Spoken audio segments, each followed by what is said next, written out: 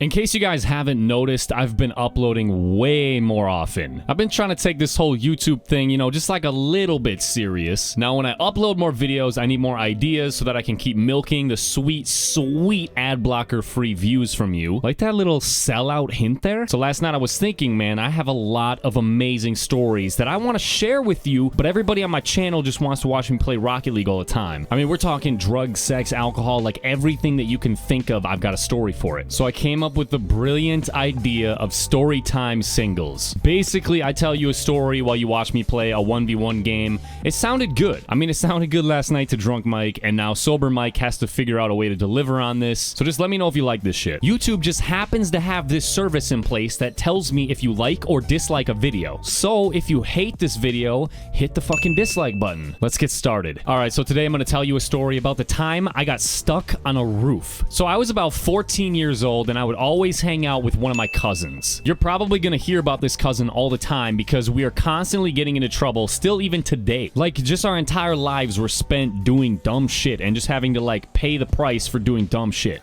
Nobody likes you when you take 23 roses by the stairs. Oh, I don't have any data. I gotta dance, Mom. Most, please. Most. Mom. Most.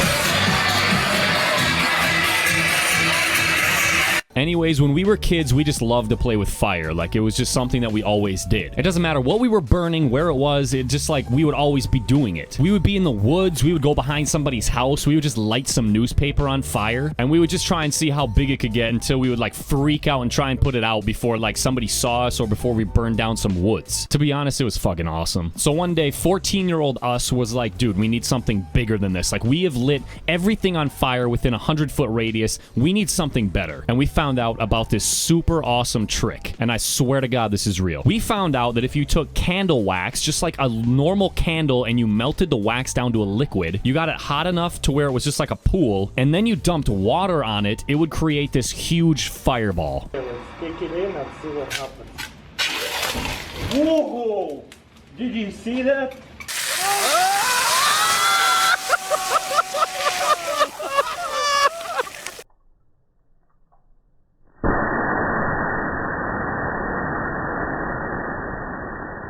So 14-year-old us was just like, oh, fuck yeah, man. Like, let's do it. So obviously, we found the best place possible to try out our new fireball trick, our fucking grandma's attic. Now, my grandparents' house was pretty big. I'm not going to show you a real picture of it, but this is like basically what it looked like. Some 4-story huge house. So we're in our grandma's house in one of her bathrooms on like the top story of her house. And we've got like 2 lighters in this candle just melting it down into a liquid. Finally, it's down to a liquid, and we're both thinking like there's no way this is going to happen. I don't know how this would possibly work. So we put this pool of wax under the faucet in the sink in this bathroom, and then we just turned on the faucet. Dude, this fireball was unreal. All of a sudden, we're flying backwards because the entire room is like erupting like we're in the mouth of some dragon. This was the closest I have ever been to being attacked by a dragon. I swear to God, this is real. You can actually go and do this with wax. And here's a disclaimer. If you're like young, if you're around that like 14-year-old age, like 12-year-old age, and like you're hearing the story and you're like, oh man, maybe I should try playing with fire. You should actually do it. It's so fun. Playing with fire is awesome, especially when you're young. So anyways, we're trying to think bigger because we're always trying to do something better than what we just did. So we're like, dude, we just lit grandma's bathroom on fire. Yeah, man, but you know what we can do even better? What? Let's get like 20 candles and melt them all down and then light it on fire. 14-year-old us, we were just fucking retards. So we get multiple candles and multiple lighters, and we decided that we were gonna see how big this can truly get. At this point, we're going like full nuclear. We're gonna try and make this as badass as possible. So obviously we can't do this inside because we basically already set her bathroom on fire. So we decide to go up on my grandma's roof. She's got this like rubber roof that you can just like walk up on from her room. So we're walking up to the room with all these candles and lighters looking like goddamn candle salesmen. Now this is on a summer day, so it's like 85 degrees, 90 degrees. This is like the hottest day of the year. That might not sound that hot to you, but just remember that this is Minnesota, which is basically snow covered like 3/4 of the year. So when it's 90 degrees, people act like it's the fucking apocalypse. So we're up there and we're trying to light these candles, and we've got like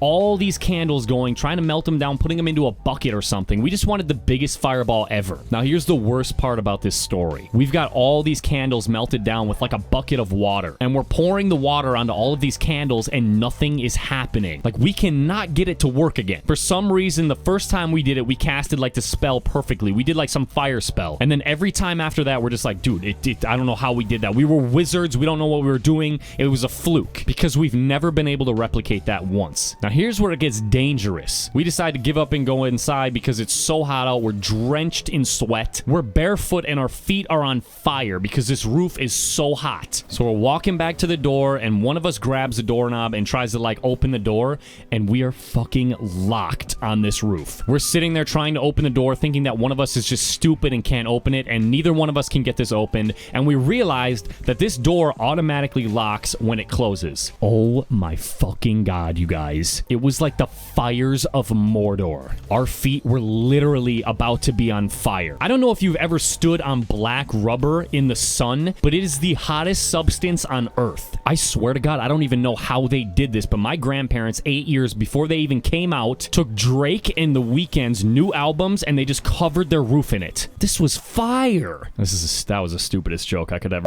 Anyways, we're standing out there and we're like hopping around like rabbits. This is the most painful situation I've ever been in my entire life. And at this point, we're just assuming that we're gonna die. There is no way down. It's like a 4-story drop. There's a tree nearby, and we're already contemplating jumping to this tree. I'm like looking down at some bushes going like, we might be able to land in this bush. Broken leg, that's it. We'll live, we'll have a broken leg, but we'll be alive. This is how serious this was for a 14-year-old to consider breaking his leg to continue living. And then the most frustrating part of this entire thing. We were home alone during this entire process. Obviously, when you're setting fireballs off in a house, like, you know, you want to be home alone. But Jesus Christ, our grandma is just walking home. We're stoked, like we're finally saved. We see our grandma walking on the sidewalk in front of our house. We are screaming her name. We're just like, Grandma! She just keeps walking. We're like throwing stuff, waving her down, trying anything we can. This woman would not hear us. This wasn't even that far away. She was probably like 30, 40 feet away. And I know, like, yeah, she's my grandma. Like, her hearing probably isn't the same as it was when she was our age. But she was the only chance we had. And eventually she just kept on walking to one of the neighbors' houses and she was gone and we were screwed. At this point, we're just assuming that we're gonna die. I'm in so much pain that I'm not even worried about actually dying. I'm just worried about the fact that on my gravestone it's gonna say I died because my feet literally caught fire. My parents are gonna be like laughing at the funerals going like, my son died in the stupidest way ever. Fucking embarrassment of a kid. So finally we just get really desperate and we decide to go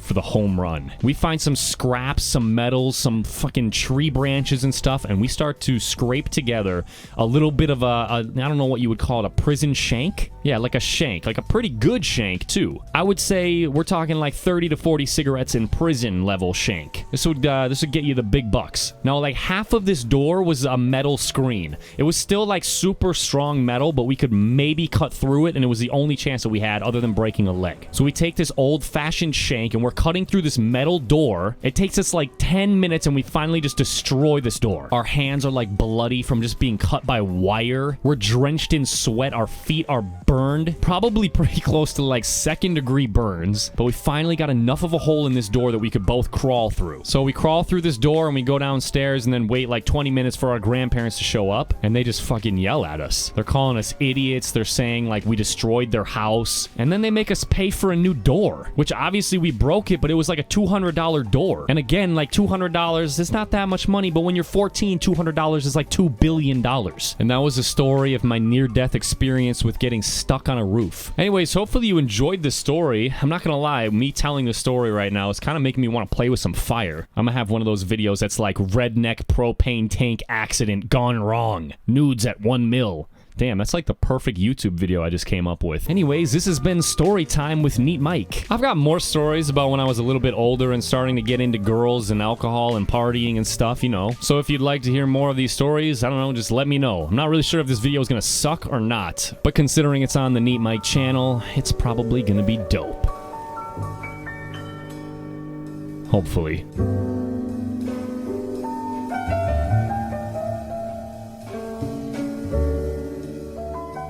I guess I'm special because I treat my subscribers differently and I treat them like real people. Shut the fuck up.